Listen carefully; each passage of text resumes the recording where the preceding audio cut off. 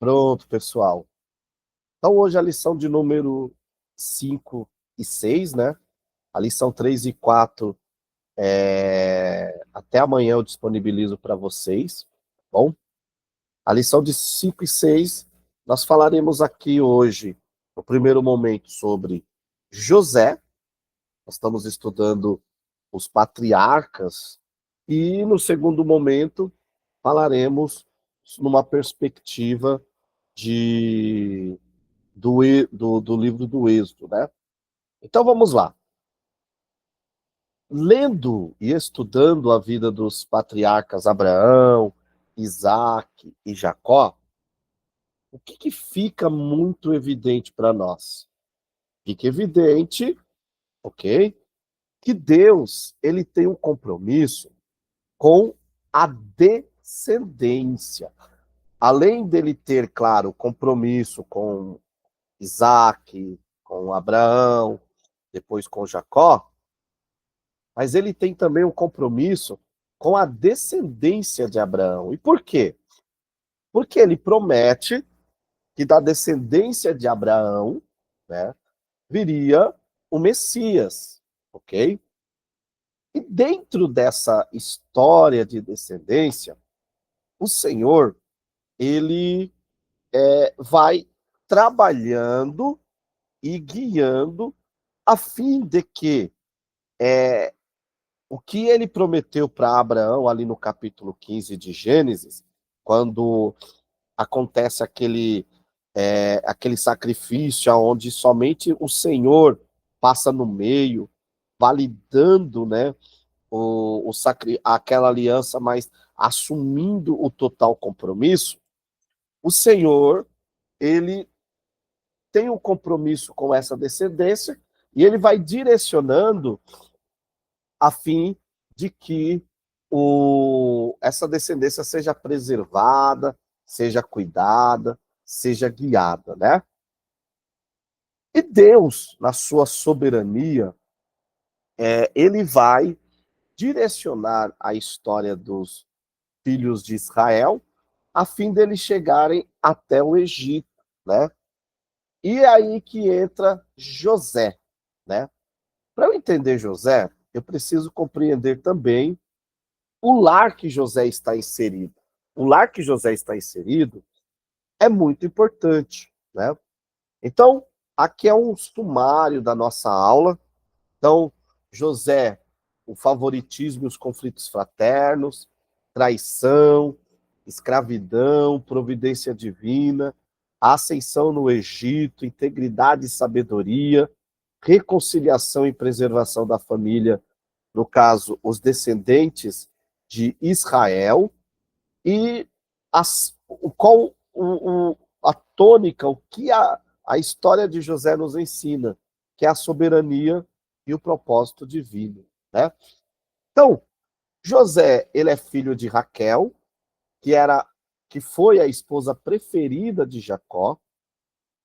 Ele desfrutava de uma posição singularmente privilegiada como primogênito da amada, o que gerava expectativas e também tensões familiares, né? Esse status especial, ele é evidenciado por alguns aspectos, né? E principalmente pela túnica colorida que José ganha de seu pai. Isso vem diferenciá-lo dos demais irmãos, né? Só que é muito interessante que muitas vezes nós falamos de José como filho preferido, e fato ele foi o filho amado de Jacó, mas nós não prestamos atenção aos detalhes da vida de José, né? Por exemplo, no capítulo 37 e o versículo 2, vai dizer que José tinha 17 anos de idade e ele cuidava do rebanho, né, com seus irmãos, né? E além de cuidar, ele auxiliava os seus irmãos. É muito interessante que o texto hebraico sugere aqui que José cuidava dos irmãos, tal como um pastor apacenta as ovelhas. Ou seja, o cuidado de José em relação aos seus irmãos é como um cuidado pastoral e não um cuidado apenas de irmão, né? Então esse texto, essa introdução cria uma possibilidade ótima, né, para uma história que culminará com José cuidando e apacentando de toda a sua família, a família de Jacó. Claro, obviamente, que quando você lê, você observa mudanças no estilo de apacentar. Por quê? Porque aqui ele o faz trazendo ao seu pai más notícias a respeito dos seus irmãos. Mais para frente, esse apacentar é justamente alimentando e salvando a vida dos seus irmãos e dos seus familiares, né? A confecção da túnica longa ou colorida pode ter servido para marcar uma posição elevada de José em relação aos seus irmãos, né?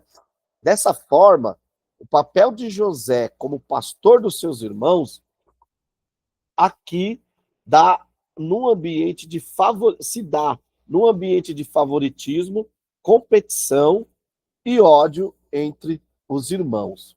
Então, não era só o fato dele ser querido, né, pelo seu pai, mas José também tinha qualidades que o capacitava para aquela função privilegiada, aquela posição privilegiada que ele tinha em relação aos seus irmãos. Outro ponto também que eu observo na família de José, e que é muito interessante, é a dinâmica complexa de sua família, né? Então nós temos um pai que é polígamo, Jacó, ele era polígamo, tinha múltiplas esposas, rivalidade, ele tem esse favoritismo por José, por ser o filho de Raquel, né? E isso vai gerar ciúmes e inveja, né? E claro, acima de tudo, os sonhos que José tem, tá? Esses sonhos é muito interessante, porque ele é dividido em duas partes, né? Então vamos lá. Para piorar toda essa situação que José vivia, parece que o papel de José como pastor, como cuidador dos seus irmãos e da sua família, é corroborado por um sonho que certamente carrega implicações de vontade divina. Ou seja, né, fica muito claro no decorrer da narrativa a questão é que tipo de pastor Deus quer que José seja. A questão de proeminência entre os irmãos fica clara na resposta dele. Além disso, os irmãos fazem referência a reinar, dominar, o que certamente aponta para a ideia da promessa divina a Jacó em Gênesis 35:11. Reis procederão da tua linhagem. Assim, a questão é apresentada: quem será o filho que dará início ao cumprimento da promessa? No caso é José, porque José, logo mais, né, ele vai assumir uma posição muito importante, né, muito importante. Então ele tem esse primeiro sonho. Os versos 9 a 11 do capítulo 37 vai nos relatar o segundo sonho. Então José, agora ele se torna proeminente sobre seu pai, sua mãe Raquel, que já havia morrido, né? Então, quando fala de sua mãe, está se referindo a Leia. E os conceitos de reinar e apacentar acabam se misturando na descrição dos sonhos. E como não há entendimento mais amplo de seu significado, a reação dos irmãos acaba se focando na ideia de domínio e submissão, que já são recusados por eles e por Jacó, né? Então, a partir daí, nós vemos uma situação onde os seus irmãos estão com ciúmes, enquanto que Jacó, ele guarda em seu coração tudo aquilo que ele vê, né? E é interessante que o texto de 37:11, quando diz guardar no coração de Jacó, né, seu pai guardava isso no seu coração, fala muito mais de uma representação de sua omissão para administrar as disputas dentro da sua casa. É mais ou menos assim, né? É como se Jacó falasse assim, pensasse, né? Ó, José tá falando isso, ele que resolva. Era para ele tomar uma posição ali, né? E claro, toda essa complexidade, esses ciúmes, culmina com os seus irmãos o atacando, né? E aí nós temos a grande tensão familiar, que é a venda de José, mas que por seus pais foi passado como sendo uma morte, né? Então, o José, ele tem sonhos proféticos de liderança sobre seus irmãos, e a interpretação desses sonhos vai intensificar os ciúmes e o ódio familiar que seus irmãos sentem por ele. E isso vai culminar em um plano, né? Então, os irmãos de José, invejosos, queriam matá-lo. Rúben, né? É interessante que nesse episódio, o papel de Rúben foi muito importante, por quê? Porque o texto bíblico, primeiro, o apresenta como o primeiro a buscar uma posição de proeminência entre seus irmãos. O capítulo 35, versículo 22 de Gênesis nos mostra isso, né? Nos mostra isso. Aqui, porém, ele discorda de seus irmãos que levariam essa disputa ao ponto de matar o seu próprio irmão. Então, o Rúben, ele sugere o seguinte: joga ele numa cisterna, né? Vamos jogar numa cisterna aí e vamos ver, né? O capítulo 37, versículo 23 a 28, vai falar que logo que José chegou a seus irmãos, eles o despiram da sua túnica, a túnica longa que estava usando, e agarrando-o lançaram na cisterna. A cisterna estava vazia, não havia água nela. Depois disso, sentaram-se para comer, levantando os olhos, viram uma caravana de ismaelitas que vinha de Gileade nos seus camelos. Traziam essenciais aromáticos, bálsamo e mirra, que levavam para o Egito. E Judá falou a seus irmãos: de que nos serve matar nosso irmão e esconder o seu sangue? Vamos vendê-los a esses ismaelitas, não encostaremos a mão nele, pois ele é nosso irmão, nossa carne. E os seus irmãos o escutaram, né? Então, a sequência de verbos aqui apresenta uma ação rápida, assim como o fato de Rúben não estar presente. Ou seja, dessa vez, é Judá quem toma a iniciativa, né, de livrar José da morte. Por quê? Porque ainda os seus irmãos tinham a intenção de matá-los, né? Quando o texto, no verso 26, diz esconder o seu sangue, aponta para a morte dele como inocente. Mas, claro, não se tinha um plano ali para levar Jacó de volta ao seu pai. Pelo contrário, a ideia é fazer algum lucro com isso. Então, note-se aqui, então, a mão de Deus preservando a vida de José dessa forma, e mais para frente, essa venda, né? Ele foi vendido ali como um escravo por 20 peças de prata aos ismaelitas, e desses ismaelitas, ele vai ser vendido ou levado para o Egito, né? Isso, com certeza, pessoal, trouxe um impacto familiar terrível, né? Imagina Jacó, imagina um pai recebendo a notícia de que seu filho morreu. E assim, Pior, é uma morte inventada, né?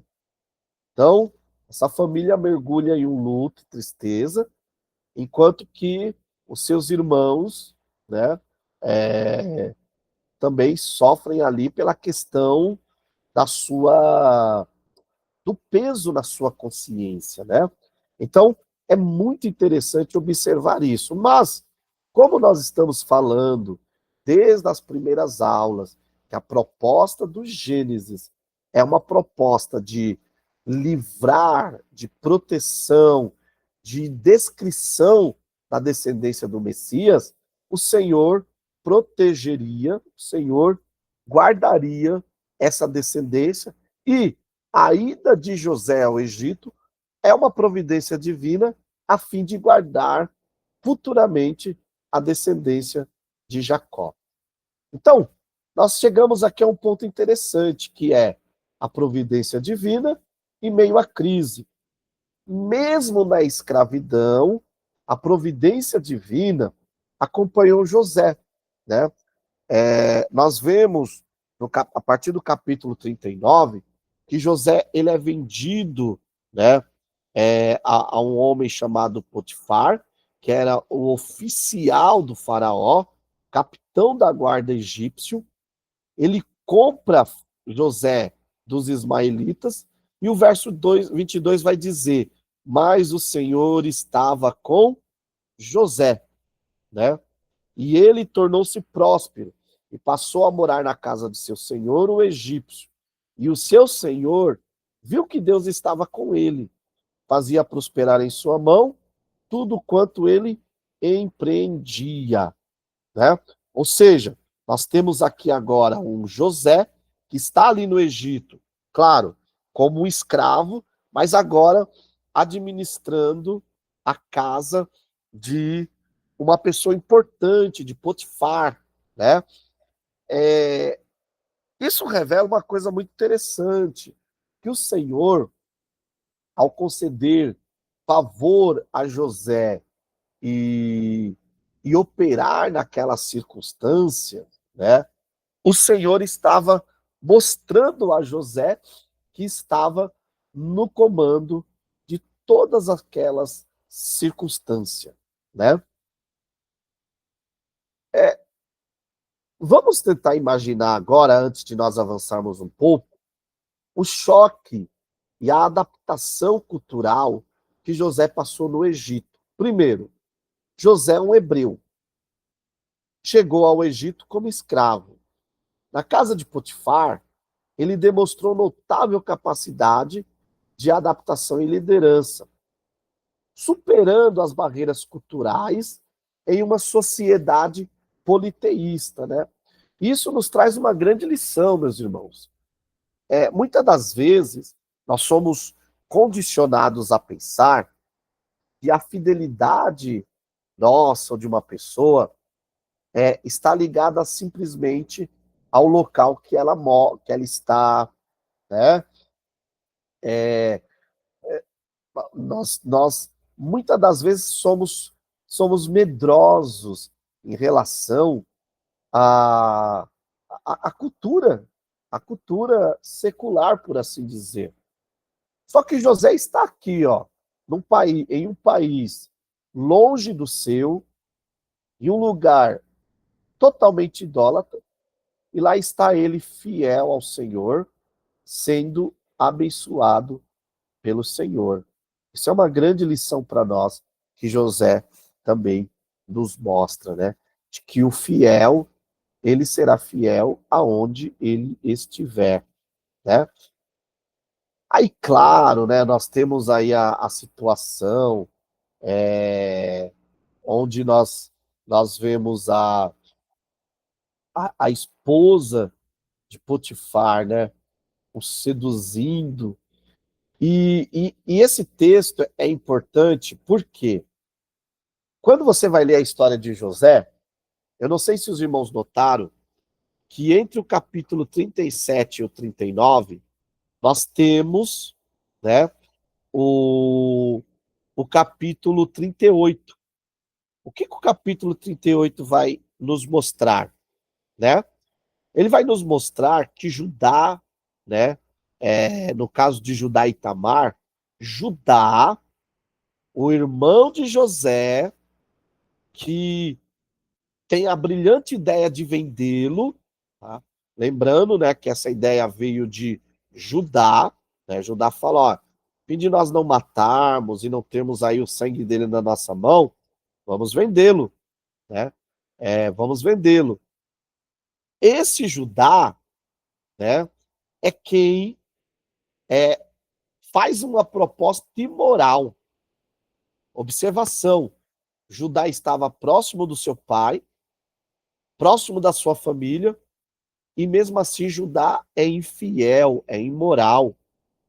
Enquanto que José, que estava em um país distante, vendido como escravo, uma sociedade politeísta, é ele quem se recusa a pecar contra Deus e contra o seu Senhor.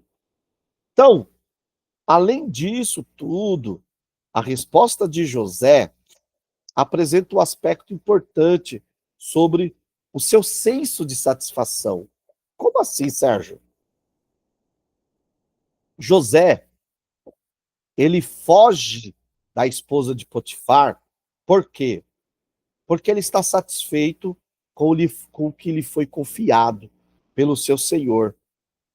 E aquilo que o seu Senhor não lhe deu, ele não queria, né?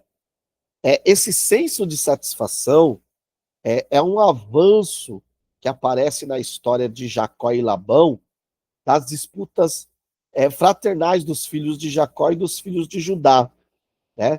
Então, nós temos o que aqui?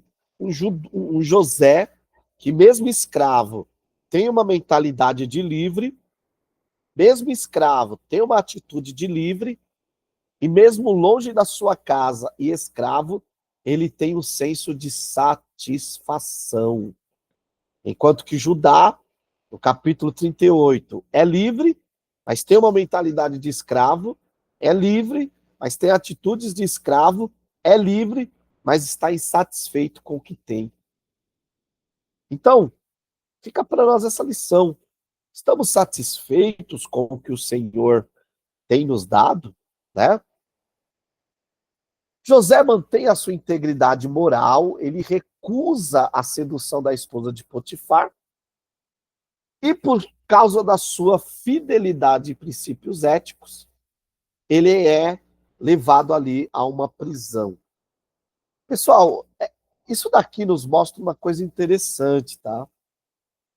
Muitas pessoas, às vezes, vivem no mundo de Nárnia, eu brinco, né? Como assim, professor? O que é esse mundo de Nárnia? Há cristãos que acham assim, só porque ele é fiel, porque ele não fez nada de errado, as coisas têm que dar tudo certo na vida dele. Quem aqui já ouviu isso? Ou já pensou assim? Eu acho que a maioria de nós. Mas eu pergunto para vocês, pessoal, qual foi o erro de José aqui? Foi simplesmente fugir do errado, né?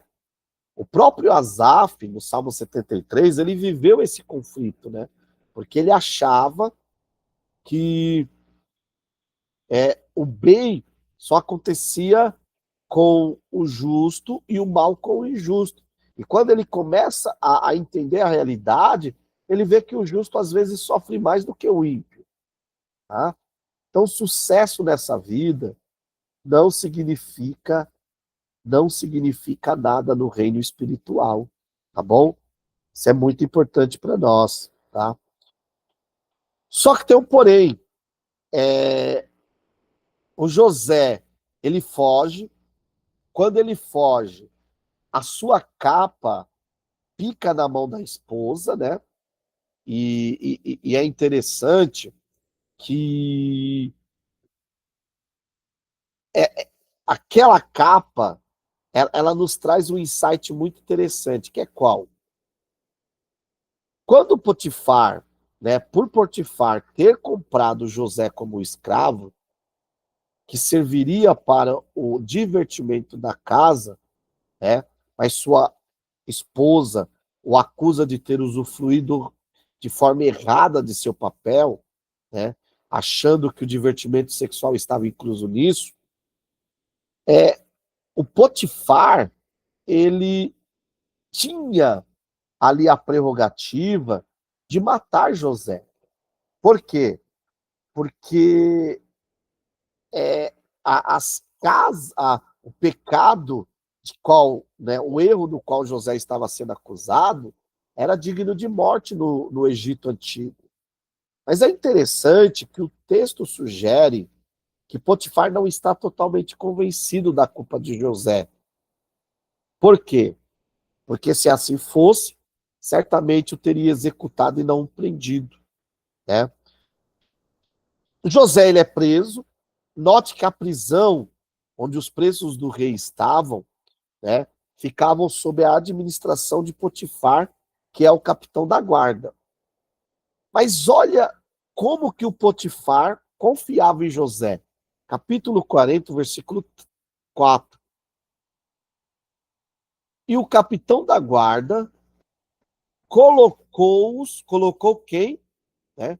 Colocou o copeiro-chefe e o padeiro-chefe, que cometeram delitos, e o rei mandou prender da casa do capitão da guarda, né?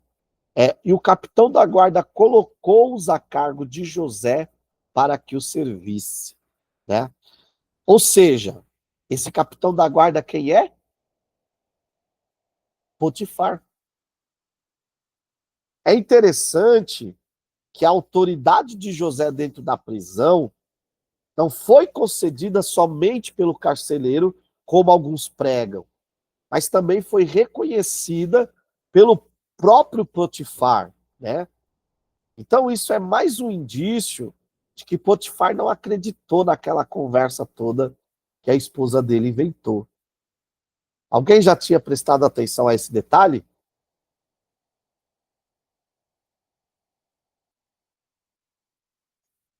Vocês notem que o pessoal prega em José, mas ninguém observa isso, né? O pessoal só fala do carcereiro que entregou a chave. Mas nós vemos aqui também, ó, que o capitão da guarda, ou seja, Potifar, colocou os presos, né, debaixo da administração de José. Então, o próprio Potifar reconhece a capacidade administrativa de José. Ah, isso tornava a vida de José mais fácil? Pessoal, ele era escravo, agora preso, mesmo que estivesse administrando a prisão, mas ele continuava sendo um preso, né? E se fosse bom, ele não ia pedir para os copeiros, né, e para o padeiro, assim que interpretou o sonho, lembrar dele. Ele ia falar, ó, aqui está muito bom, toca a vida de vocês ali lá, né? Mas nós lemos diferente, que ele vai falar para os dois, ó, lembra de mim quando vocês estiverem diante do faraó, ok? E nós vemos que não foi isso que aconteceu de imediato, né? Aqueles homens, tanto o copeiro, né, como depois o padeiro, eles são levados ali a cumprir o que aconteceu, o que o José tinha interpretado no sonho, mas tudo isso é a mão de Deus, é a mão de Deus guardando, né, e guiando a vida de José, né? Tempos depois, José agora mais maduro, José agora pronto para ser o primeiro rei, por assim dizer, da família de Jacó, né? Acontece o quê? O faraó tem um sonho e ninguém consegue interpretar esse sonho, né? Ninguém consegue interpretar esses sonhos. Só que o copeiro Mor falou ao faraó dizendo, olha, eu lembrei de uma coisa. Quando eu estava preso, olha o versículo 2 que vai dizer, ó, um rapaz hebreu, capítulo 12 do capítulo 41, versículo 12, ó. Um rapaz hebreu, servo do capitão da guarda, estava ali conosco. E contamos a ele os nossos sonhos, e ele os interpretou para nós. E cada um conforme o seu sonho. E aconteceu conforme a sua interpretação. Eu fui restituído ao meu cargo, e o outro, né, o padeiro, foi enforcado. Diante disso, o faraó fala, não, manda trazer. Manda trazer, por quê? Porque agora mesmo eu quero que ele converse comigo, né? Então chega-se para José e fala, ó José, toma um banho, se raspe aí, faça barba, né? Se cuide, por quê? Porque você vai se apresentar diante do faraó, né? É muito interessante isso, por quê? Porque nós vemos agora o momento certo de Deus trabalhando na vida de José, a fim de que ele pudesse, assim, cumprir o seu propósito, né, o seu papel dentro desse propósito divino. Ele interpreta o sonho, o faraó pergunta, ele orienta o faraó a, a colocar alguém ali para administrar aqueles 7 anos de fartura, e o faraó vai falar assim, tá, mas quem que eu vou colocar se não você? É você que interpretou o sonho, em você eu vejo o Espírito de Deus, né? Em você eu vejo todas essa, essa capacidade, né? De, de, de cuidar da terra. E aí é muito interessante que nós temos duas questões para ver aqui, né? Versículo 36, o faraó, ele vai elogiar José e dizer, ó José, eu não vejo ninguém mais como você, né? E José, ele não se limita só a interpretar o sonho, mas ele já indica uma forma de lidar com a situação. O que que nos mostra isso? Nos mostra que José entende que a revelação do que Deus estava para fazer não é feita como fim em si mesmo, mas para guiar ações diante de tal revelação. Então, a ação sugerida por José serve para que a fartura compense a fome, uma atitude lógica, mas que é considerada como ação de um homem de discernimento e sabedoria, né? E sabedoria. Versículo 36 vai falar sobre a terra não perecer de fome, né? E essa frase, ela carrega alguns significados importantes para a nossa aula. O primeiro, José não qualifica a terra como fez logo antes, no mesmo versículo, terra do Egito, deixando uma ideia mais abrangente. José não pensa só no Egito, ele pensa em toda a terra. Segundo lugar, a ideia de perecer está relacionada com ser eliminado como descrição posterior de uma pessoa que é eliminada da comunidade da aliança. E também aponta para dois usos anteriores, né? Ambos no contexto da aliança, ou seja, o texto indica que na situação por vir, a responsabilidade do Egito é essencial para essa aliança. Até por conta disso, que nós vemos futuramente que o próprio Egito ele será, de certa forma, recompensado pelo Senhor, como bem diz o texto bíblico lá de Isaías, entendeu? Por quê? Porque no momento mais difícil do povo de Israel, do povo hebreu, por assim dizer, ou da terra como um todo, aonde a descendência do Messias estava comprometida, nós vemos o, o Egito livrando e sendo um provedor dessa de uma forma de livrá-los da fome, né? Então, olha o caminho agora para a preservação do povo hebreu. Primeiro, José, ele é o vice-rei do Egito, né? É muito interessante essa questão dele ser como ele está, somente, para vocês entenderem, dentro da escala de hierarquia, o José ele só está acima dele só o faraó, entendeu? Essa posição que ele ocupa agora salva a sua família da fome. Essa posição garante a sobrevivência hebraica e, acima de tudo, garante a fundação da nação de Israel, que até então não existia como nação, né?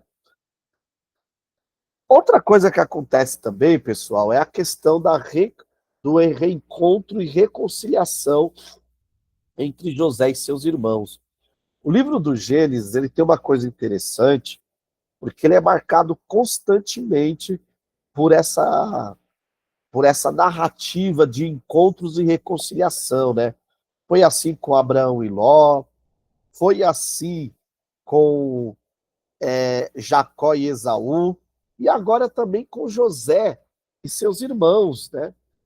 Nós vemos que eles são testados ali. Por quê? Porque o José agora, ele tinha, ele testou seus irmãos para ver se eles tinham se arrependido, né? O capítulo 42, versículo 7 a 9, nós vemos que José estava muito consciente quando ele vê seus irmãos, de quem eram seus irmãos e o que eles tinham feito para ele, né? Mas nós vemos uma coisa, que José, ele lembra dos sonhos também. Então José, ele vê em tudo aquilo como Deus cuidando dele, né? E o próprio José, mais para frente, vai falar isso, olha, fica tranquilos, porque eu reconheço hoje que foi o Senhor que me trouxe aqui a fim de que pudesse poupar a vida de vocês, né? Então, é muito interessante isso, por quê? Porque José, ele compreende o seu papel, diferente aí das pregações, né? Que só foca no sonho de José e coloca o cumprimento do sonho de José como se fosse algo antropocêntrico, enquanto que, na verdade, o seu sonho e o seu cumprimento, né, o seu cumprimento são ações teocêntricas. Por quê? Porque é Deus que está guiando e direcionando a vida de José a fim de proteger e sustentar a vida dos seus irmãos e, consequentemente, toda a descendência, né? Então, diante disso, depois que ele se revela, o Jacó, seu pai, é convidado a migrar para o Egito. Então ele migra, ele leva todos os seus bens, todos os seus irmãos, né? Eles se estabelecem ali na terra de Gozém, né? É muito interessante isso, porque essa terra, né?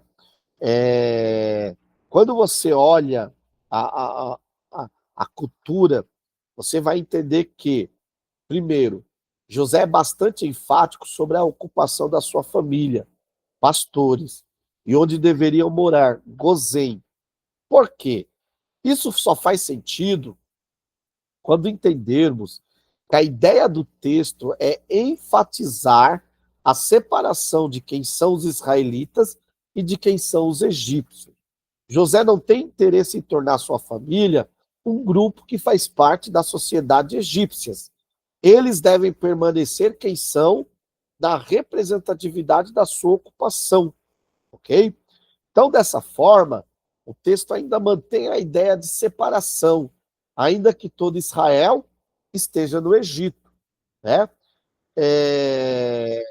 Aí, quando você olha e fala, mas isso, José falou para os seus familiares, para os seus pais ficarem na terra de Gozém, porque eles eram pastores de gado, né? E, e isso daí era proibido lá no Israel, no Egito. Não é bem por aí, por quê? No versículo 34, por mais que tenha uma justificativa sobre ser abominável para os egípcios, o tal do pastor de ovelhas, né? É, nós temos que entender o seguinte, que essa afirmação não se deve pelo fato da profissão ou da ocupação da família de Jacó, mas está relacionada com o desprezo dos egípcios por estrangeiros, né? Que, e algo relacionado com, com toda vamos dizer assim, esse preconceito mesmo, né? Esse desprezo que os egípcios tinham pelos estrangeiros, e não pela ocupação de pastor, tá bom? Então, é, claro, também tinha uma questão ali que Gozém era um lugar mais fértil, né? É tanto que o próprio gado do faraó lá estava também, né? No capítulo 47, versículo 6, veremos isso, que o faraó fala dos gados dele, que lá estão em Gozém. Por quê? Porque era um lugar ideal para a criação de gado. E lá os judeus, os hebreus, né, começam a prosperar e se multiplicar, né? Para finalizar aqui a história de José, o que nós vemos? Nós vemos um Deus que garantiu a ida de José até o Egito, a fim de guardar não só a terra do Egito, mas toda a terra da fome, e automaticamente a descendência, né, a linhagem do qual viria o Messias, tá? Logo na sequência, aqueles, aqueles hebreus se multiplicam e depois veremos na próxima, daqui a pouco, se tornam escravo, né? E tudo isso são formas de Deus moldar a identidade dessa nação, né? E aí uma pergunta para nós pensarmos, e eu queria ouvi-los. Como a história de José nos desafia a confiar na soberania de Deus e em seus propósitos, mesmo diante das maiores adversidades e injustiças da vida? E aí, o que vocês têm a dizer?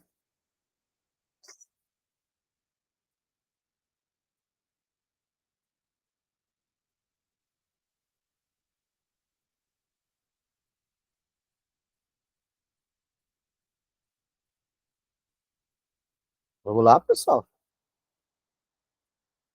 Eu quero que vocês pensem a história de José, né? Então vamos lá. Como a história de José nos desafia a confiar na soberania de Deus e em seus propósitos, mesmo diante das maiores adversidades e injustiças da vida?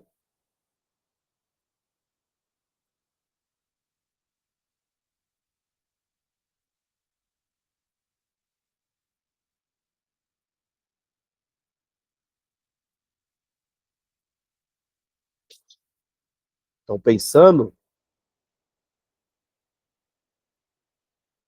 E é engraçado que nós escutamos constantemente, né, pregações sobre José, né? Mas, às vezes nos falta pensar nesse detalhe. Qual que é o propósito? Deus tem um propósito em tudo, né? Até mesmo nas adversidades e injustiças, isso tem um propósito de Deus em nossas vidas, né?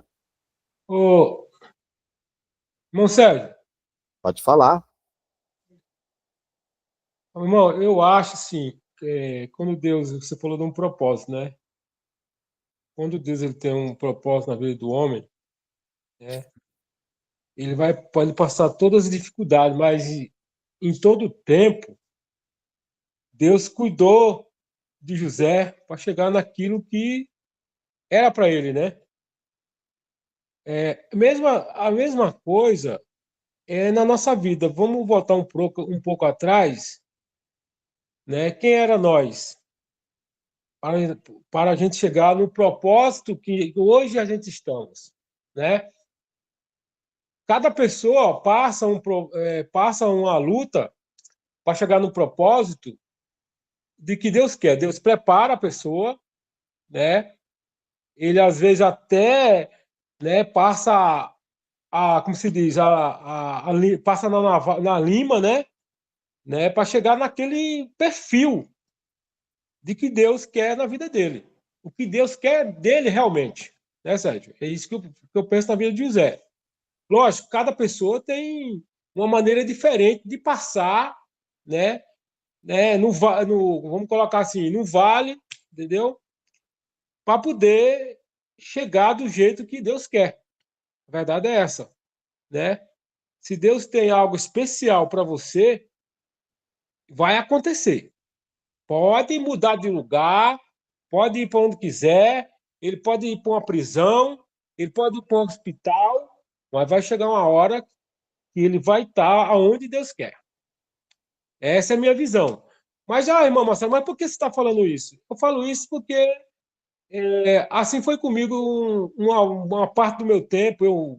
Quando eu tinha mais, vamos colocar, uns 15 anos, irmãos, eu passei muita luta,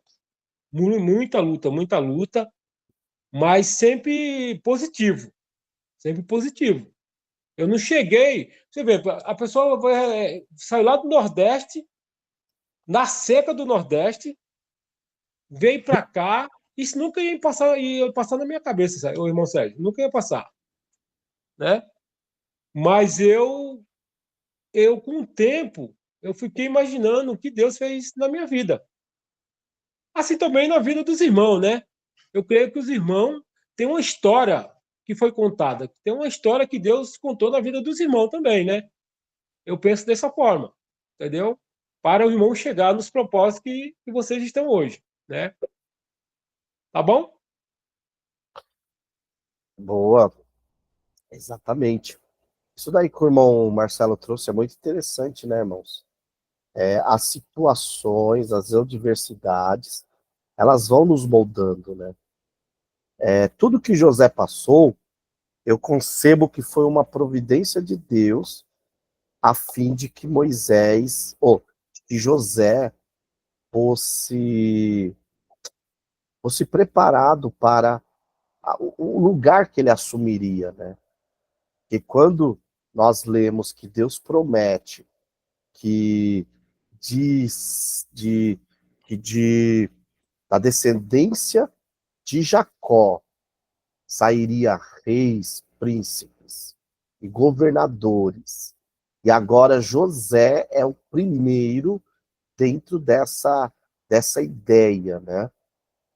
José não poderia assumir ou chegar nesse trono ali como governador no Egito como um menino despreparado. Até porque, como eu disse, a perspectiva bíblica é muito mais do que essas pregações coaches que você escuta sobre José. A perspectiva de José assumir o governo do Egito era, dentro do plano de redenção, preservar a descendência da onde viria o Salvador. E se José é um rancoroso, né?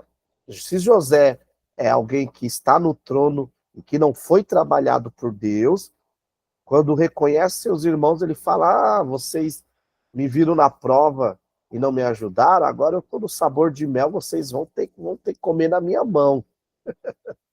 José não tem esse sentimento. Claro, como homem, o próprio texto de Gênesis mostra que ele reconhece seus irmãos, ele testa para ver se seus irmãos tinham amadurecido também, tinham se arrependido, mas nós vemos o José que, conforme ele mesmo disse para os seus irmãos, para isso, para livrá-los, o Senhor me trouxe até aqui. Então, boa, boa, muito boa. Bom, pessoal, dito isso, vamos avançar aqui na nossa aula. Essa primeira parte, eu acho que ficou clara, né? Então, só para concluir aqui sobre José. Então, o que nós podemos concluir sobre a história de José? A soberania divina opera mesmo nas adversidades mais profundas. Isso nós vemos na vida de José, nós vemos na vida de Jó, na vida do próprio Jacó, na vida dos patriarcas, né? A integridade e fidelidade são recompensadas, sim, superando as provações. O perdão e a reconciliação são pilares para a restauração familiar. Circunstâncias adversas podem ser instrumentos para propósitos maiores. Isso daqui é muito importante. E a história de José prefigura a preservação de Israel e seu legado, né? Então, eu penso que o que nós temos que ter da vida aqui de José é justamente essa questão que eu coloquei para vocês, tá bom? Terminando aqui a história de José, agora, na nossa próxima, né, na nossa próxima, nosso próximo texto, nós entraremos agora sobre o livro do Êxodo, né? O livro do Êxodo, né? Deixa eu compartilhar com vocês a tela. Alguma pergunta sobre José? Podemos avançar?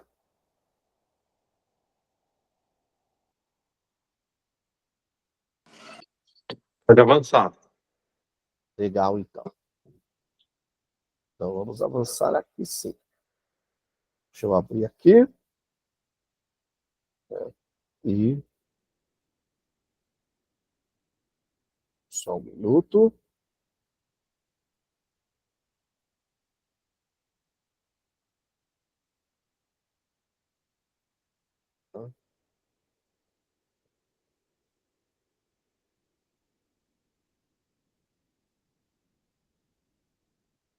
Pessoal, falando agora, entrando aqui no nosso livro do Êxodo, né? Então, eu coloquei para vocês aqui o nosso... Falamos sobre o livro do Gênesis. Continuando o nosso estudo sobre o Pentateuco, agora nós falaremos sobre o livro do Êxodo, né? E como eu sempre falo para vocês, quando você vai estudar um livro bíblico, você primeiro, antes de adentrar nos pormenores desse livro, você precisa responder algumas perguntas, né? Então, a primeira pergunta que eu preciso responder de qualquer livro da Bíblia que eu for estudar é: o que é este livro, né? Então vamos lá, o livro do Êxodo, só uma pergunta. Aqui nessa sala, só levantar a mão, quantos já leram o livro do Êxodo aqui?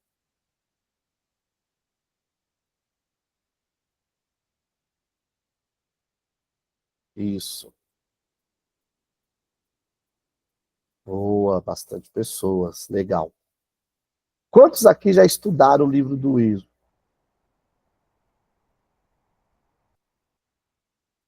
Então vamos lá. Gente, o livro do Êxodo, ele é um livro que me fascina, tá? Me fascina pelos milagres, me fascina pela sua linguagem. Então, assim, o título desse segundo livro do Pentateuco, que é o livro que nós estamos estudando aqui, o seu nome significa saída, né? E, claro, esse seu título, ele define com perfeição tudo o que essa obra trata. Na verdade, o livro do Êxodo também, ele é o livro de começos. No caso aqui, no começo da transferência de um grande povo para uma nova terra, né, onde formaria uma nação livre. É também um livro do começo, porque mostra Deus num outro tipo de ação, porque note que no livro do Gênesis, até então, ele estava agindo por meio de vidas e famílias, como Noé, Abraão, Jacó, Isaac, né? Então, ele vai trabalhar na vida de famílias. A partir do Êxodo, nós vemos o nosso Deus, ou Deus, trabalhando na vida de nações, né? E especificamente aqui, trabalhando a fim de que a nação, aqueles hebreus, viesse a se tornar a nação de Israel, né? Então, o livro do Êxodo, basicamente, nós podemos entendê-lo como um livro que mostra Deus intervindo para estancar a injustiça entre os homens, né? Então, Deus é aquele que rompe o céu da eternidade, por assim dizer, para trabalhar no meio dos homens, a fim de que esses seres humanos, como seus instrumentos, possa cumprir, né, aquilo que o Senhor tem determinado, né? Então, o livro do Êxodo, além de contar a origem desse povo hebreu que logo mais se torna a nação de Israel, também, basicamente, conta a história de Moisés, né? E a partir da história de Moisés, conta a história da formação do povo de Israel. E aí eu peguei um comentário do Saião, que o Saião vai dizer assim, abre aspas, é como Abraão, a vida de Moisés estava resolvida, mas havia muito mais de Deus para ele, como há para nós. Então, basicamente, Moisés estava lá resolvido na corte do faraó, mas Deus fala assim, ô Moisés, é o seguinte, eu tenho mais para você, né? Claro que o livro vai trabalhar em todo o tempo numa perspectiva de mostrar que Moisés sabia muito bem as suas origens e quem ele era, né? Ou seja, então, o livro do Êxodo é um livro que conta a história de mudanças. Mudanças pedidas por Deus, mudanças dirigidas por Deus e mudanças protegidas por Deus, né? Por isso que o título Saída representa muito bem o que é o livro do Êxodo, né? Quem é o autor? Tal como sugerido no Gênesis, a tradição afirma ter sido Moisés o seu escritor, né, como legislador, líder do povo, como o autor do Êxodo. Claro, assim como nós estudamos lá no Gênesis, tem as tradição javista, a tradição sacerdotal, a tradição deuteronomista, né? E eu volto a dizer, eu sempre ensino isso. Eu, Sérgio, enquanto teólogo, não tenho nenhum problema se alguém chegar para mim e falar, ó, tá vendo o texto que você tem do Êxodo? Você sabe que Moisés escreveu ele, mas não é o texto que Moisés escreveu.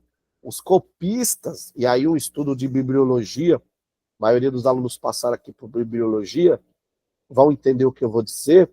Os copistas foram ali e ao escrever, podem ter colocado um dado ou outro, como eu apresentei para vocês no capítulo 14 de Gênesis, que fala da tribo de Dan, sendo que a tribo de Dan só será estabelecida lá em Juízes, né? Mas até aí eu vejo a mão do nosso Deus guardando e direcionando Moisés como autor e os copistas que foram importantes na preservação do texto bíblico, a fim de que esse texto chegasse para nós de forma maravilhosa, né? Então, apesar das questões editoriais discutidas, O que dentro da teologia é aceito é que Moisés, ele é o autor em sua origem, né? Ou seja, mesmo que Moisés não tenha escrito o texto final, por assim dizer, mas foi ele quem escreveu o texto inicial, né? Uma outra coisa que é importante para afirmar a autoria mosaica é que o nome de Moisés aparece cerca de 300 vezes na primeira pessoa dentro desse livro. Ou seja, então, são provas de que esse livro foi escrito por Moisés. Tranquilo até aqui? Podemos continuar?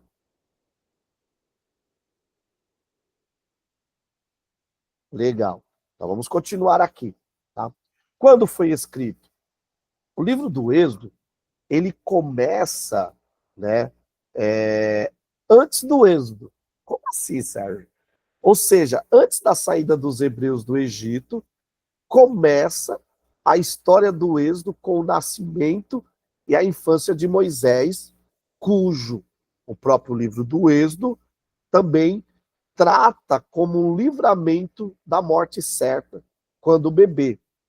Ou seja, o livro do Êxodo, ele também é um relato pessoal de como Deus também tira Moisés do Egito. Não é só o povo hebreu que sai do Egito, mas o Moisés também sai.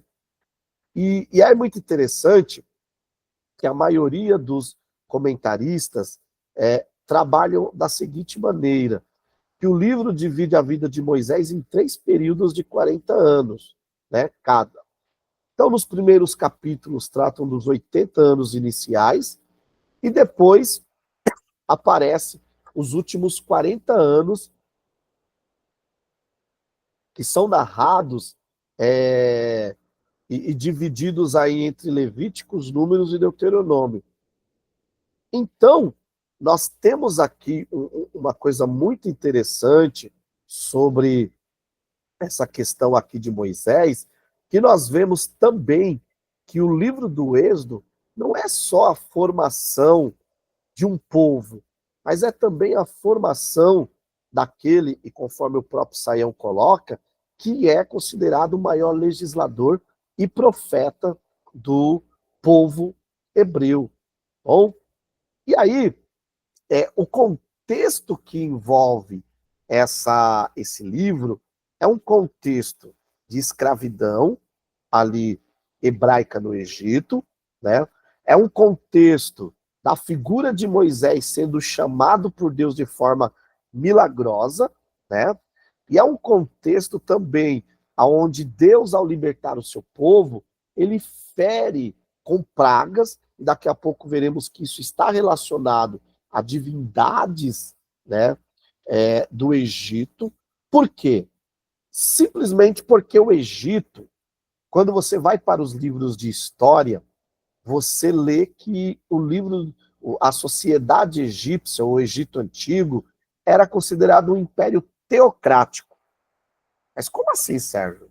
Se era politeísta e você diz que ele é teocrático, como assim teocrático? Ele era teocrático na figura do faraó, que era venerado como um Deus vivo, como uma divindade, ok? E é muito interessante isso, por quê? Porque toda a hierarquia econômica e societária, agrária do povo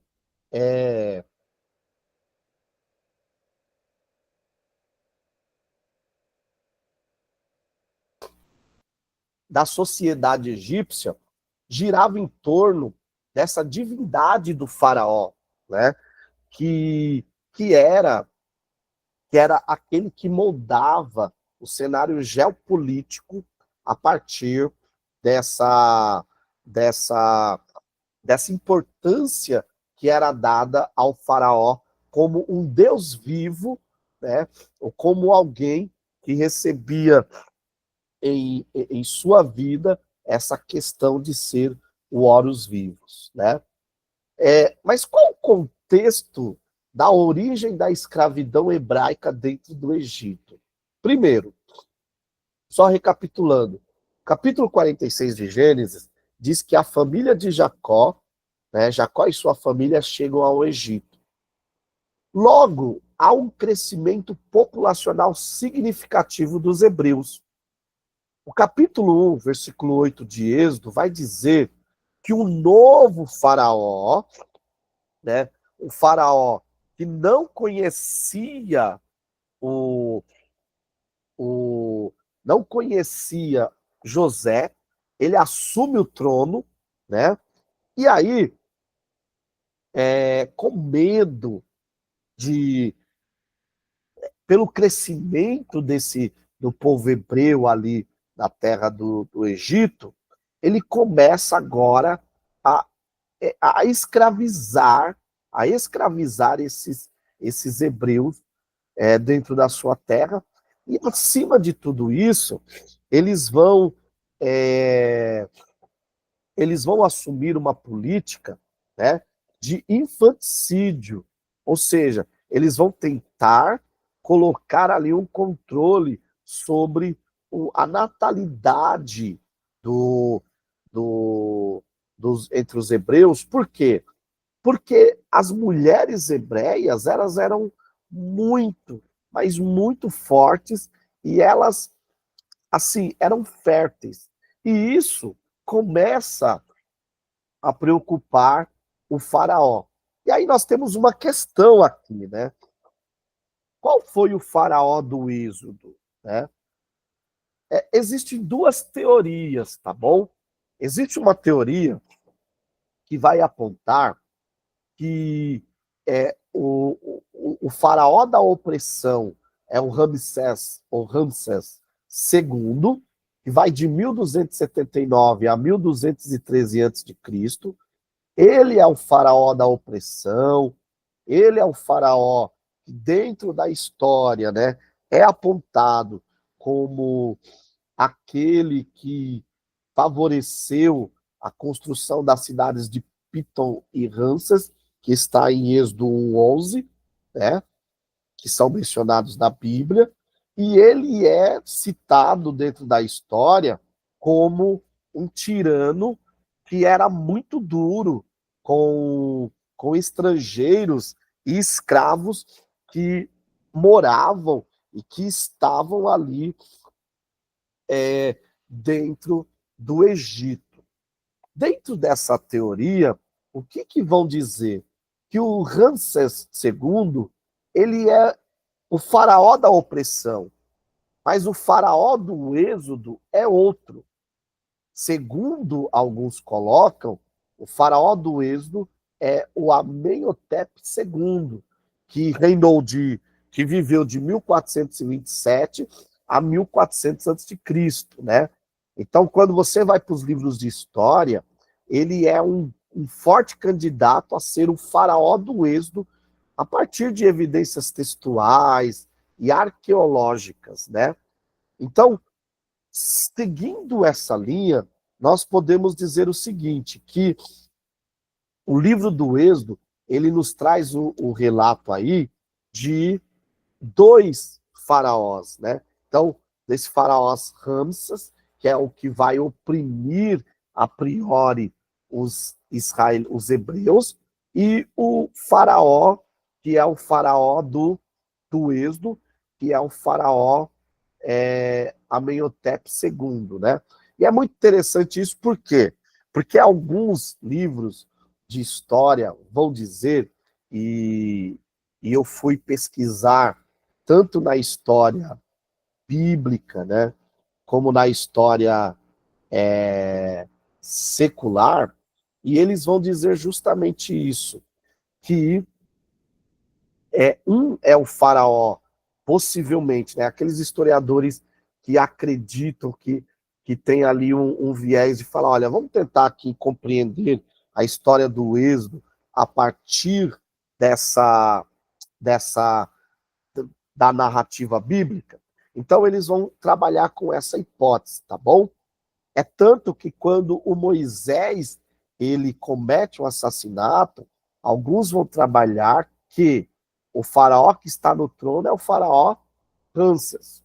Mas depois, quando ele foge, fica ali todo aquele período longe na terra de Midian, esse Ramsés morre e é o faraó Amenhotep II que assume o trono, e ele não tem conhecimento assim de quem é o Moisés.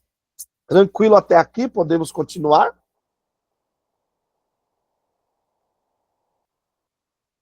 Alguma pergunta, alguma colocação? Legal.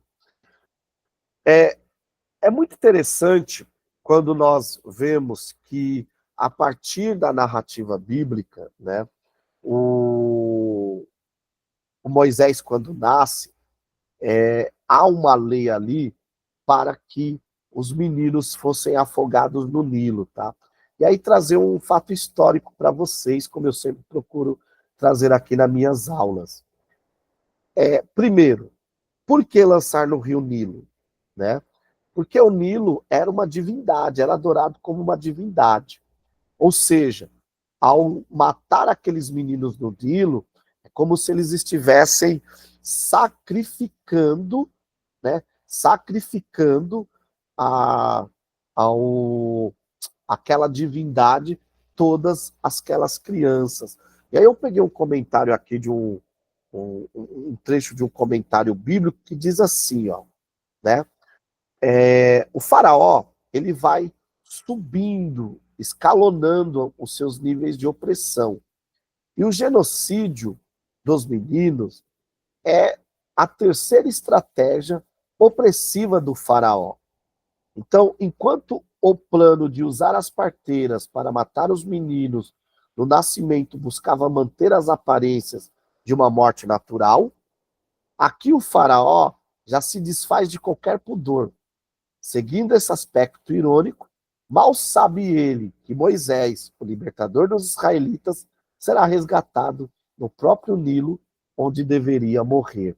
Então veja que eu achei muito interessante esse comentário. Um outro aspecto, por que matar os meninos? Né? Eu não sei se alguém aqui já pesquisou, mas fontes como Joséfo, né? Principalmente o Joséfo, e alguns comentaristas vão dizer o seguinte, mas principalmente o Flávio Joséfo, no livro História dos Hebreus. Ele escreve que um mago teve uma visão aonde ele via um menino nascendo e esse menino estava depondo, estava tirando o trono do faraó. E aí o Joséfo faz um link, e alguns historiadores, com essa questão de que é como se o faraó estivesse preocupado com essa visão e por isso pediu para matar os meninos, né? Então é muito interessante essa ideia também. Mas Sérgio, qual que é o verdadeiro motivo? A Bíblia, ela vai nos apresentar que o motivo a priori é justamente por conta do nascimento desses meninos, né?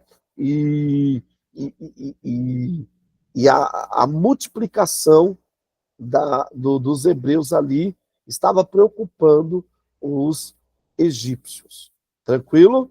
Então, dito isso, vamos responder a uma outra pergunta. Por que foi escrito? Então, o conteúdo do livro do Êxodo visa deixar um manifesto de que Deus age na história e, segundo, Deus não suporta a injustiça entre os homens. Esses são os dois legados do livro do Êxodo, né?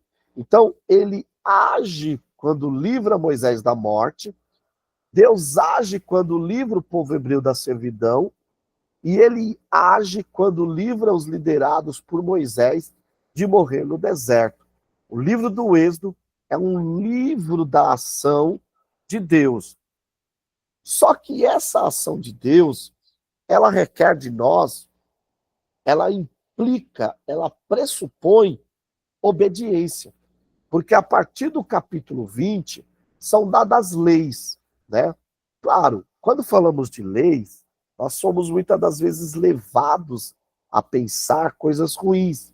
No entanto, fica evidente que os mandamentos dados no livro do Êxodo são provas do amor de Deus. Deus agora tem um povo que ficou 400 anos escravo, ok? Deus agora precisava dar uma cara para esse povo. Então, Deus faz uma aliança com esse povo por meio da lei. E a tônica da lei era: quer viver bem? Obedeça bem. Para viver bem, obedeça bem. Ok? Né? E a quem Moisés escreveu? Né?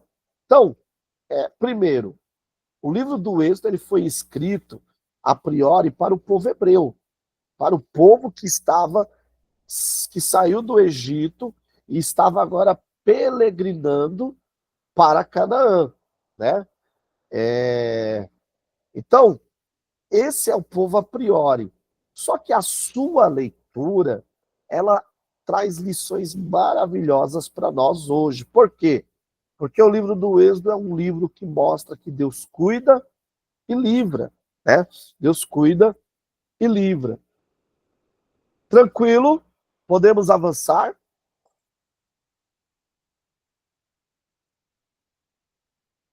Ah, legal. Aqui é uma escultura, né, de um de uma estátua de um escravo, né, do Egito antigo, tá bom? Sempre trago para vocês essas figuras, tá? O contexto religioso, né, do Egito era um contexto politeísta, claro, centralizado na figura do Deus maior, que era o faraó, né? Aqui nós já falamos, né? Agora vamos lá. Esse Moisés, ele é livre da morte, né? Ele é colocado ali no Egito, ali no Rio Nilo, e ele é livrado, né? De morrer, né? Ele é adotado pela filha do faraó. Isso daqui é até mais uma ironia, né? É muito interessante que o Saião escreve que o livro do Êxodo é o livro das ironias. Ironias por quê? Porque o libertador de Israel, ele é livre do Nilo, que é o rio cujos meninos estão sendo lançados fora, né? Estão sendo lançados para morrer afogados. Depois, outra ironia, o libertador, o futuro libertador de Israel, é adotado pela filha do faraó. Outra ironia, ele é educado em todas as ciências e habilidades do Egito, né? O escritor de Atos vai dizer isso, fala, olha, ele foi educado em toda a sabedoria e ciência, né, do Egito. É muito interessante que o Moisés agora, ele é treinado na corte egípcia, na corte do faraó, para desenvolver funções de liderança e administrativas, tá? Ontem na aula presencial me perguntaram, professor, o faraó, o Moisés poderia chegar a ser um faraó? Não, porque o trono era reservado aos filhos consanguíneos. E no caso aqui, o texto deixa bem claro que a filha de Faraó entende que Moisés é adotado e o Moisés tem essa ideia também, tá bom? Então, não há nenhum indício de que Moisés pudesse se tornar um faraó. Possivelmente, alguns vão sugerir, alguns comentaristas, né? Tem até alguns aqui na minha frente, eles vão sugerir o seguinte, que Moisés se torna ali, foi treinado para se tornar um tipo de um arquiteto, alguém que iria administrar o próprio trabalho escravo, cujo seu povo estava fazendo ali, né? Nós vemos uma coisa muito interessante sobre Moisés, no capítulo 2, versículo 12, que é quando ele vai e mata o egípcio. O que isso nos traz? Isso nos mostra que o Moisés, mesmo adotado pela filha do faraó, mesmo sendo educado na corte egípcia, ele entende qual é o seu lugar, né?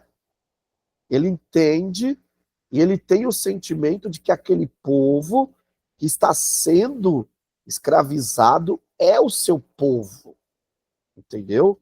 É o seu povo, é o seu povo, né?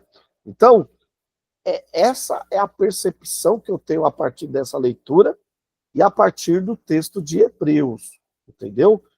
Só tem uma coisa que Moisés não tinha compreendido até então, é que ele não livraria o seu povo pelo seu próprio braço.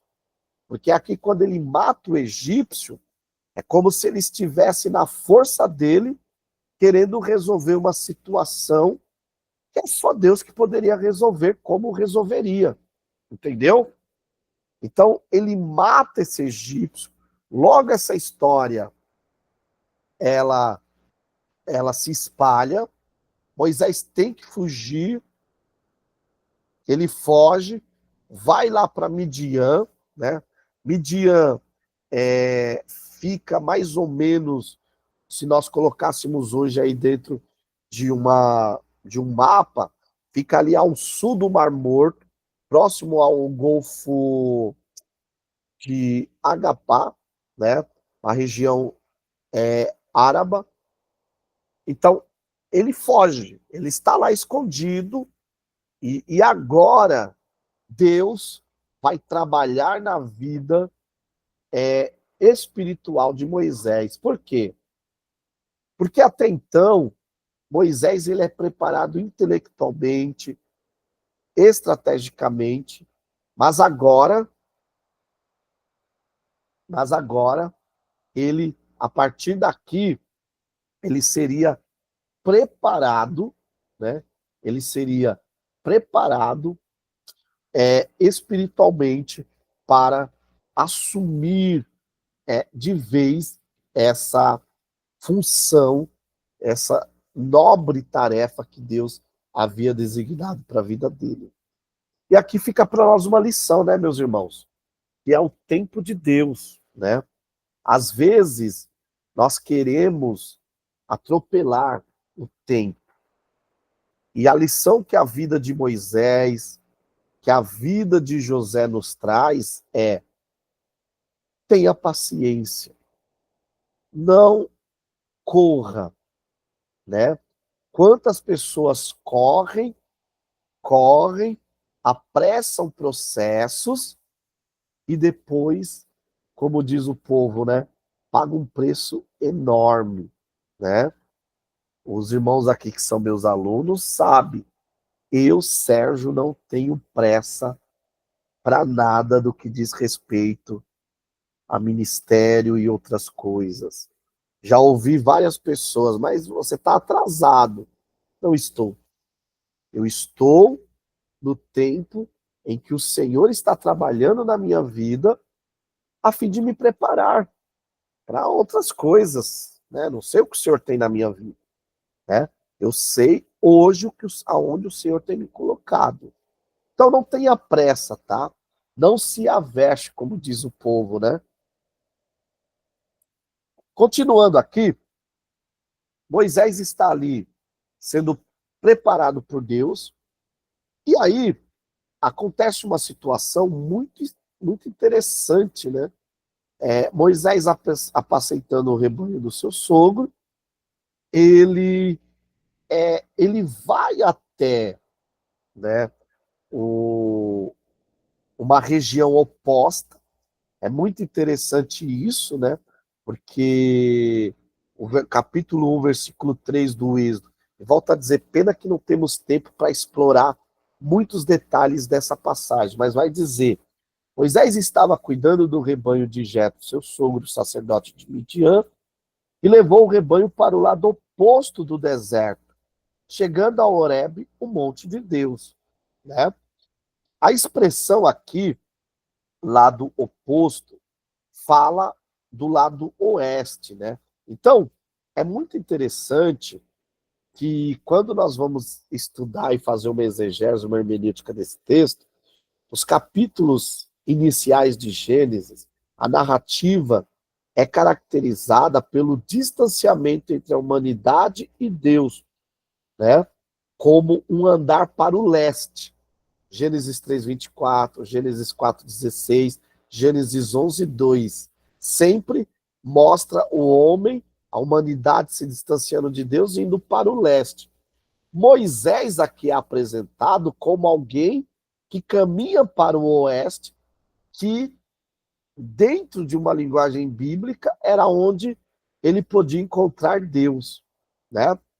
E eu acho muito interessante isso, porque o Flávio Joséfo vai nos dizer que Moisés, possivelmente, tinha conhecimento de que esse lado oeste era o lado onde estava o monte Horebe.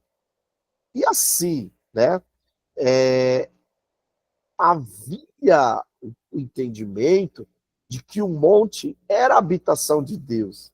Então, o que Joséfo vai entender, vai sugerir, e alguns comentaristas, é que Moisés, ele vai meio que de propósito mesmo lá. É como curioso, né? E chegando ali, acontece uma coisa muito interessante. Primeiro, uma sarça que queima, mas não se consome, entendeu? E no meio dessa sarça, há uma voz o chamando. E aqui nós temos um cenário típico de uma esfera de um chamado profético. É como se Moisés estivesse dizendo que Deus o chamou como profeta, né? E uma outra questão, né? Agora vem um bate-papo entre Moisés e Deus, né? Deus ele vai reafirmar para Moisés o que havia dito para Abraão, né? E os povos da terra, como os cananeus, os heteus, os amorreus, o perizeu, o reveu, o jebuseu, todos esses povos, né? Seriam derrotados e a terra deles seria dada a Israel, ao povo de Israel. E nós temos uma questão muito emblemática nesse livro, que é onde Deus revela o seu nome, né? E no texto hebraico aparece como Eire Asher Erie, que é eu sou o que sou. A tradução mais correta seria eu sou o que for necessário, né? Então nós temos aqui o quê? Uma repetição de Deus dizendo assim: Moisés, eu sou, estarei contigo. Eu sou, serei o que for necessário, né? Isso é muito importante por quê, gente? Porque veja só, Moisés está 40 anos longe do Egito, ok? Imagina se ele chega lá do nada e fala: olha, Deus me mandou me libertá-los. O povo ia olhar para ele e falar: mas que Deus? Porque tem um monte de Deus aqui no Egito, né? Então Deus se revela pelo seu nome a Moisés justamente por quê? Porque Deus quer que Moisés, agora assumindo um papel profético, seja aquele que vai anunciar e ensinar para aquele povo quem é Deus, né? E isso é muito interessante, né? Muito, muito interessante. A partir daí, Moisés entende a sua chamada e ele agora se dirige, né, com a sua esposa e seus 2 filhos para a terra do Egito. Só que antes, e aí eu queria aproveitar vocês aqui, né, todos, tem uma questão muito inusitada nesse retorno de Moisés, né? Vai dizer que o rei do Egito morreu, aquele que estava procurando Moisés morre. Quando Moisés está voltando, o capítulo 4, né, do 24 vai dizer assim, ó, a partir do 24. Durante a viagem, aconteceu que o Senhor encontrou Moisés numa estalagem e quis matá-lo. Então Zípora pegou uma faca de pedra, circuncidou o prepúcio de seu filho e, lançando-o ao pé de Moisés, disse: Tu és para mim um marido sanguinário. O Senhor então o deixou. E ela disse: Marido sanguinário, por causa da circuncisão. Queria perguntar para vocês o que esse texto maluco, né, está fazendo aqui, dentro dessa história que até então está correndo normal. E aí, pessoal? Queria escutar todos, tá? Agora vocês são os teólogos e eu só quero ser o ouvinte.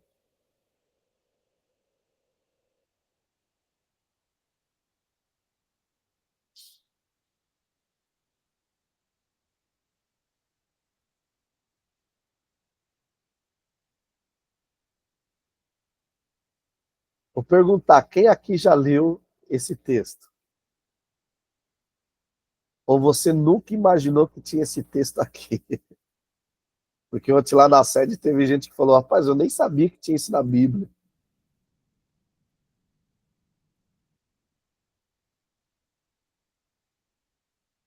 Vamos lá, pessoal, não fique com vergonha, não.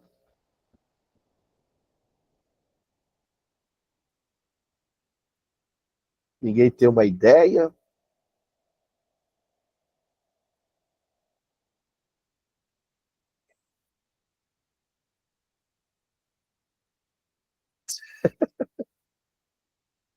É, interessante. Sérgio, repete para mim, por favor, Sérgio. Ó, capítulo 4 do Êxodo, do 24 ao 26. Fala aqui, vou ler para vocês, ó. Durante a viagem, aconteceu que o Senhor encontrou Moisés numa estalagem e quis matá-lo. Então Zípora pegou uma faca de pedra, circuncidou o prepúcio de seu filho e, lançando-o aos pés de Moisés, disse: Tu és para mim um marido sanguinário. O Senhor então o deixou e ela disse: Marido sanguinário, por causa da circuncisão.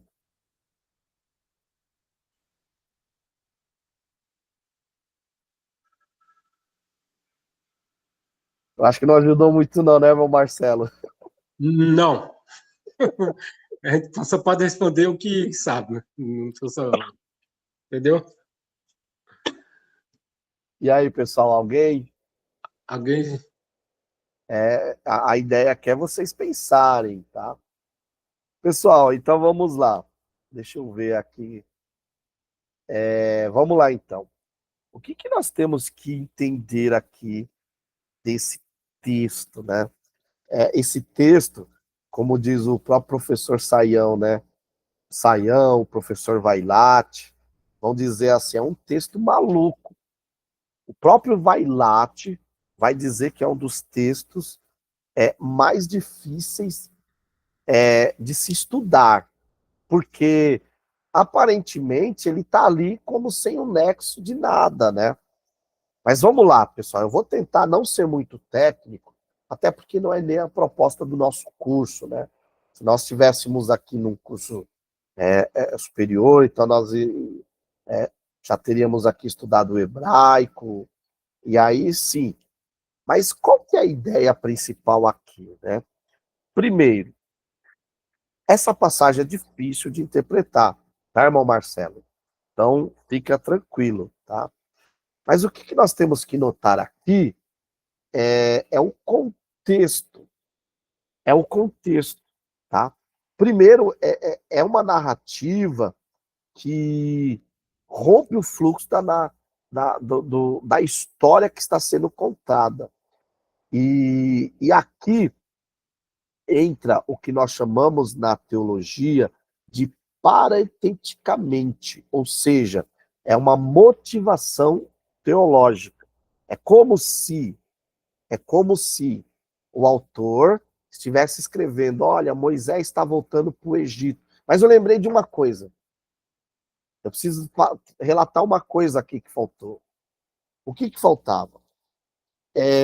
Apesar do texto ser difícil, mas o texto deixa alguns aspectos claros. E aí, dentre muitos pensamentos, eu peguei um aqui do Saião e também do Vailate, que eles se conversam, que é o seguinte, que vão dizer o seguinte, abre aspas, o fato de Moisés não ter circuncidado o seu filho, somente um deles ou os dois, mostra que ele ainda não tinha entendido a aliança de Deus com os patriarcas, pois a circuncisão era o sinal da aliança. O texto hebraico é incerto, pois ele sugere que pode ter sido o Senhor, o anjo do Senhor, ou até mesmo o anjo da morte, que no caso aqui seria Satanás, que estaria disposto a matar Moisés por saber que ele é o libertador, se for Satanás, ou se for Deus ou seu anjo, estaria disposto a matar Moisés, né? Porque Moisés, como um libertador, deveria estar de acordo com a sua aliança e não em desacordo. O aspecto do texto é mostrar que Moisés não é um libertador político, mas é um libertador de acordo com a aliança do, do Deus que se apresentou para ele como Eieri Asher Eriei. Entenderam? Então, qual que é a tônica? Moisés estava fora da aliança, porque a aliança com os patriarcas previa a circuncisão como o sinal físico, né? É como o batismo, está lá em Colossenses, que diz que foi colocado no lugar da circuncisão. Ou seja, uma pessoa que pode se batizar, não tem nada que impeça, mas ela não quer se batizar, sei lá por qual motivo, o Paulo vai dizer que essa pessoa corre sérios riscos. Porque o batismo foi colocado no lugar da circuncisão. Batismo é a prova física de que eu assumi o compromisso com Deus. Ah, Sérgio, mas tem pessoas que se batizam e só tomam um banho. Ok, mas eu estou falando da pessoa que nada impede ela tem uma fé genuína em Cristo, mas não quer se batizar. Aí a pergunta do etíope recorre, né? E ecoa até os nossos dias. Eis aqui a água, o que me impede de ser batizado? Né? Compreendeu? Compreendeu, irmão Marcelo?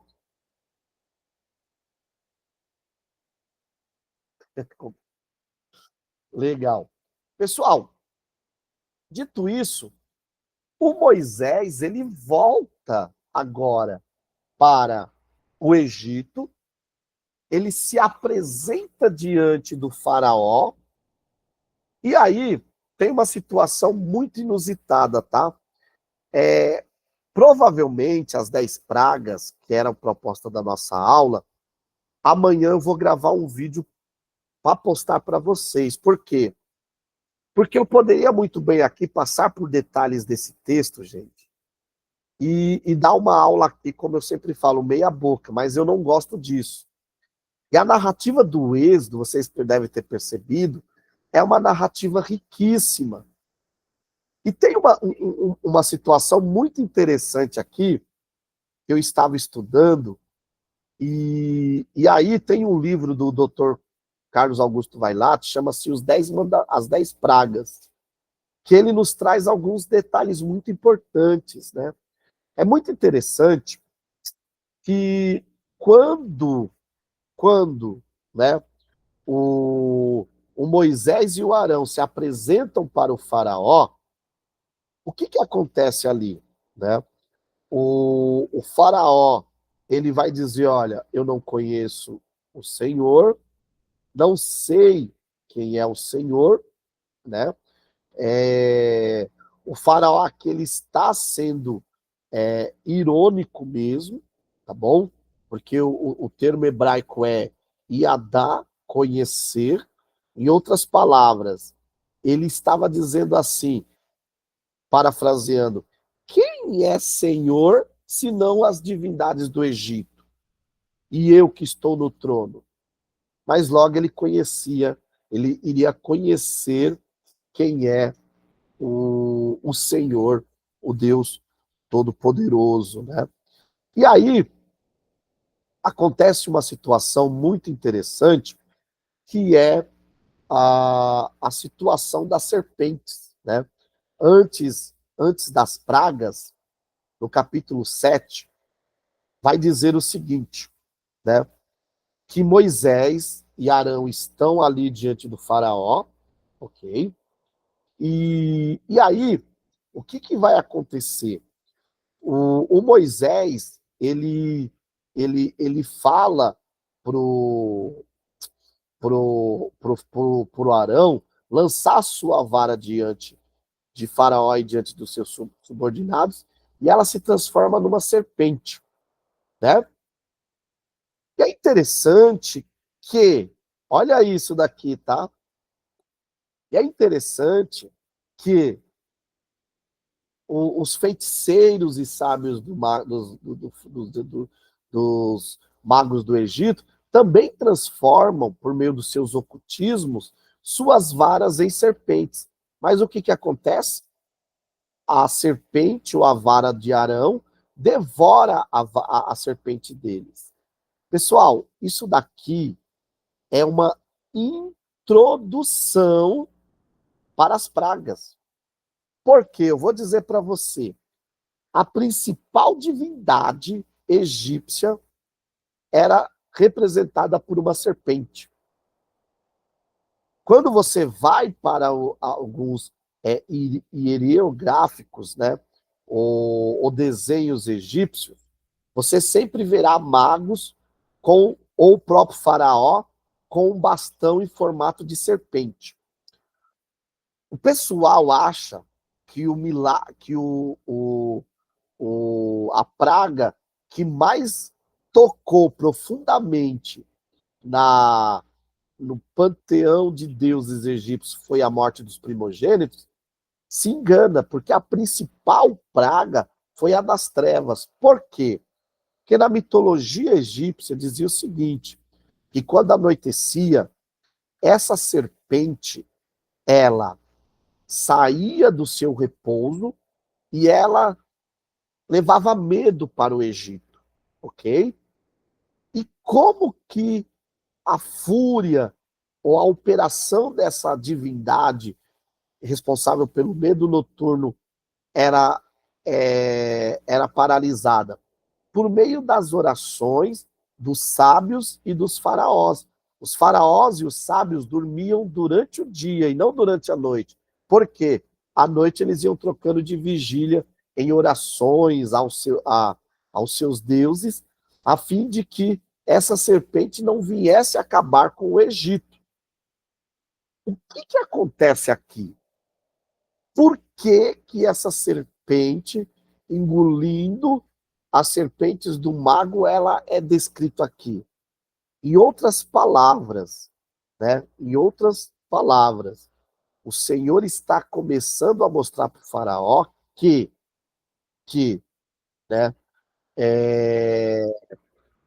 todo aquela sua superstição não o salvaria. Por quê? Porque maior do que a divindade que eles adoravam ali como uma serpente é o Deus que tem todo o poder de transformar madeira em serpente. Aí você pode falar, mas mesmo assim o coração do faraó se endureceu. Sim, se endureceu, porque, na verdade, o eu não conheço o Senhor, no hebraico surge como uma pergunta. Eu quero conhecer quem é esse Senhor, e você diz que é maior do que os meus deuses, né? Pessoal, nós vamos parar por aqui, tá bom? E aí, eu vou gravar uma aula somente falando das 10 pragas. Por quê? Primeiro que eu não vou correr, até porque as 10 pragas é importante nós entendermos o seu aspecto cultural, tá bom? Por quê? Porque nós vemos um Deus que está trabalhando dentro da cultura do Egito para mostrar o seu poder, tá bom? E aí, a partir daí, nós vamos compreender um pouco melhor o porquê daquelas pragas. Pode falar, Douglas. Ô Sérgio, uma dúvida aqui. Uma dúvida. é, Foi Faraó que estava com o coração endurecido ou foi o próprio Deus que endureceu o coração de Faraó?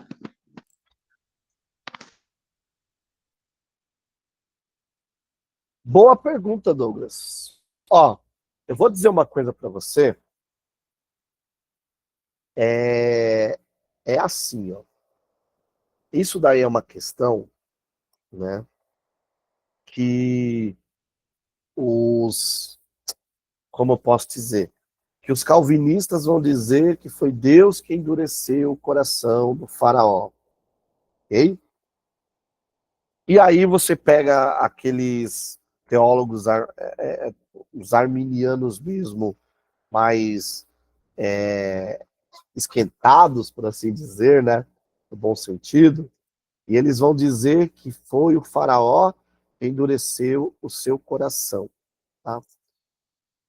Recente eu fiz um curso com o professor Saião, e o Saião ele respondeu essa questão para mim de uma forma muito inteligente. O Saião falou assim, olha, nós precisamos entender a mentalidade hebraica, tá? Na mentalidade hebraica,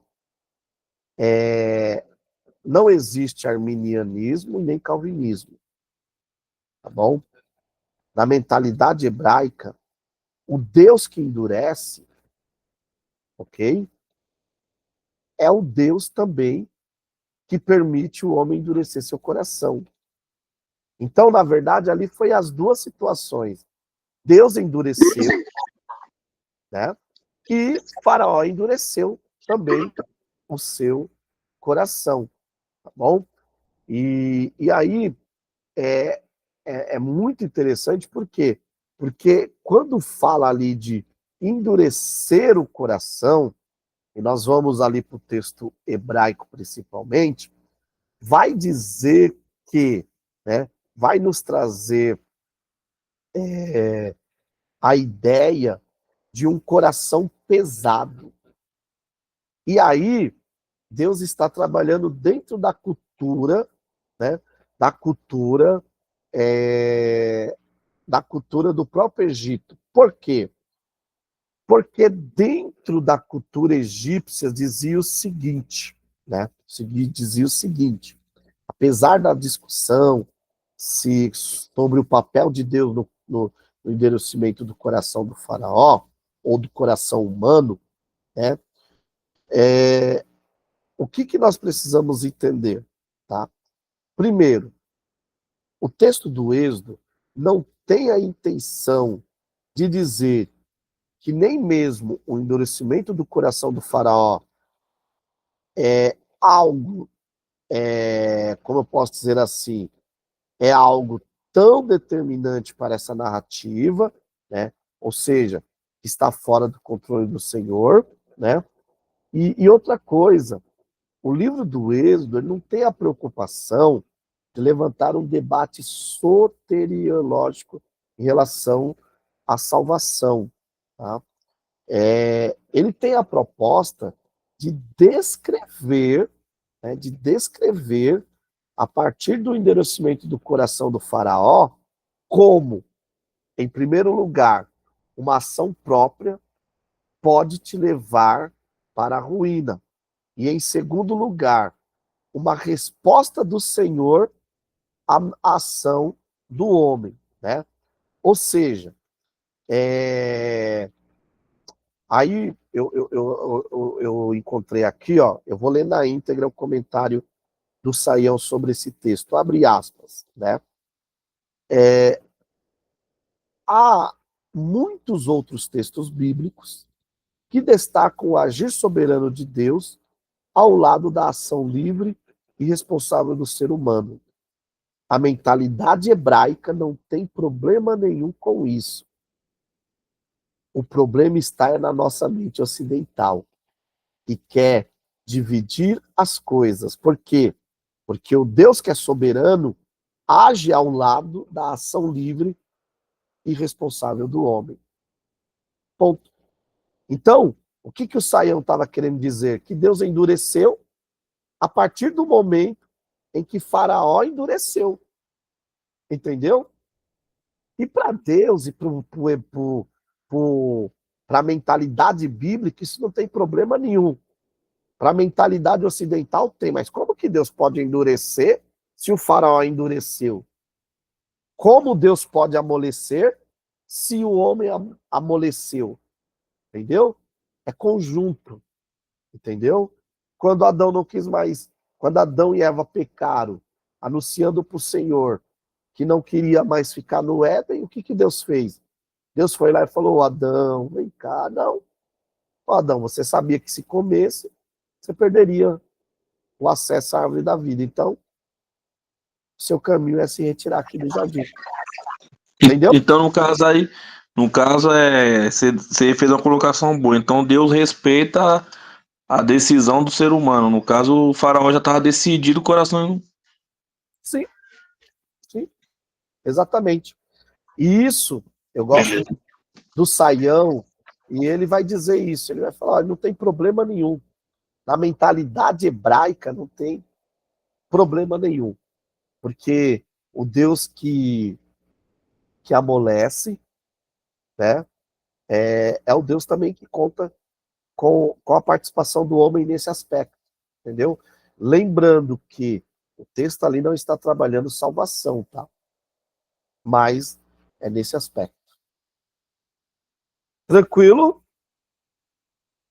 Mais alguma pergunta, pessoal?